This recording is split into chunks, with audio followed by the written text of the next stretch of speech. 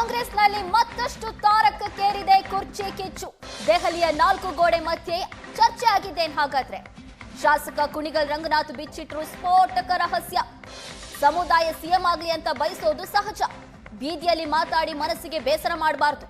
ವರಿಷ್ಠರು ತೆಗೆದುಕೊಳ್ಳುವ ತೀರ್ಮಾನಕ್ಕೆ ಬದ್ಧ ಅಂತ ಶಾಸಕ ಕುಣಿಗಲ್ ರಂಗನಾಥ್ ಹೇಳಿದ್ದಾರೆ. ಇವರು ಕೂಡ ದೆಹಲಿಗೆ ಹೋಗಿದ್ರು. ಡಿಸಿಎಂ ಡಿಕೆಶಿ ಪರವಾಗಿ ಇವರು ಕೂಡ ಲಾಭಿ ನಡೆಸಿದ್ರು. ಈಗ ಶಾಸಕ ಕುಣಿಗಲ್ ರಂಗನಾಥ್ ಅವರ ಮಾತು ಕುತೂಹಲಕ್ಕೆ ಕಾರಣ ಆಗಿದೆ.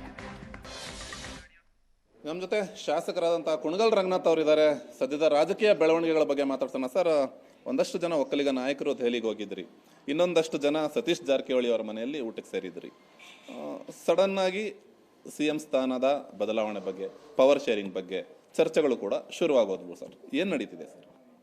4 ಗೋಡೆ ಮಧ್ಯೆ ಆಗುವಂಥ ಚರ್ಚೆಗಳನ್ನೆಲ್ಲ ಮಾಧ್ಯಮದ ಮೂಲಕ ಹೇಳಿಕೆ ಕೊಡುವಂಥದ್ದು ಸೂಕ್ತ ಅಲ್ಲ ಅನ್ನೋದು ಒಂದು ಕಡೆ. ಆದರೆ ಎರಡನೇದು, ತಮಗೆ ಗೊತ್ತಿದ್ದಂತೆ ಈಗೇನು ಕ್ಯಾಬಿನೆಟ್ ರೀಶಫಲ್ ಆಗೋಂಥ ಹಿನ್ನೆಲೆಯಲ್ಲಿ ಅವಕಾಶವಿದ್ದಲ್ಲಿ ತುಮಕೂರು ಜಿಲ್ಲೆಗೆ ಒಂದು ಮಂತ್ರಿ ಸ್ಥಾನ ಕೊಡಿ ಅಂತ ಹೇಳಿ ನಿವೇದನೆ ಮಾಡಲಿಕ್ಕೆ ಹೋಗಿದ್ದಂಥದ್ದು. ಸರ್, ಈಗ ನಿಮ್ಮ ಪ್ರಕಾರ ಸಿಎಂ ಬದಲಾಗೋದು ಬೆಟರಾ ಅಥವಾ ಸಚಿವ ಸಂಪುಟ ಪುನರ್ರಚನೆ ಆಗೋದು ಒಳ್ಳೇದಾ ಅಂತ ಅನ್ಸುತ್ತೆ ಸರ್?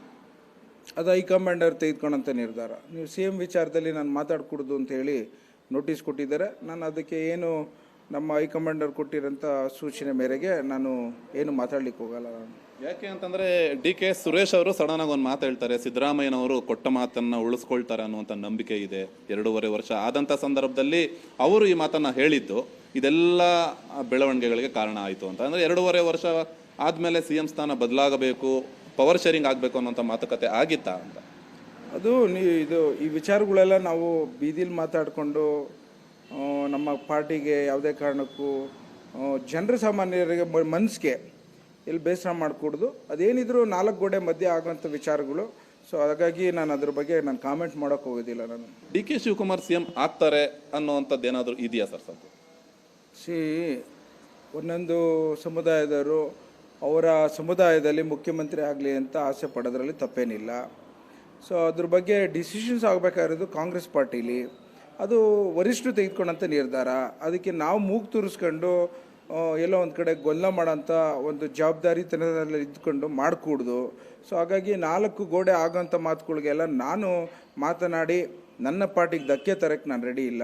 ಸೊ ಹಾಗಾಗಿ ಅದು ಏನಿದ್ರು ವರಿಷ್ಠರು ತೆಗೆದುಕೊಂಡಂಥ ತೀರ್ಮಾನಕ್ಕೆ ನಾವೆಲ್ಲ ಬದ್ರಿದ್ದೇವೆ ಅಂತ ಹೇಳಬಲ್ಲೆ. ನಾನು ಒಂದು ಆಶಾಭಾವನೆ ಇಟ್ಕೊಳ್ಬೋದಾ ಕೆ ಶಿವಕುಮಾರ್ ಮುಂದಿನ ದಿನದಲ್ಲಿ ಈ 2.5 ವರ್ಷಕ್ಕೆ ಅಥವಾ ಮುಂದಿನ 2028ಕ್ಕೆ ಸಿಎಂ ಆಗ್ತಾರೆ ಅಂತ?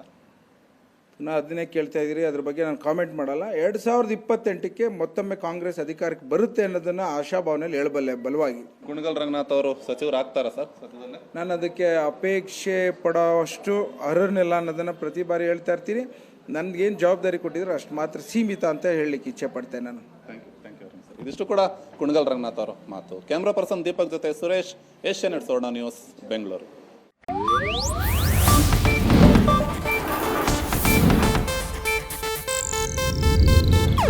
ಇದು ಏಷ್ಯಾನೆಟ್ ನ್ಯೂಸ್ ನೆಟ್ವರ್ಕ್ ಪ್ರಸ್ತುತಿ.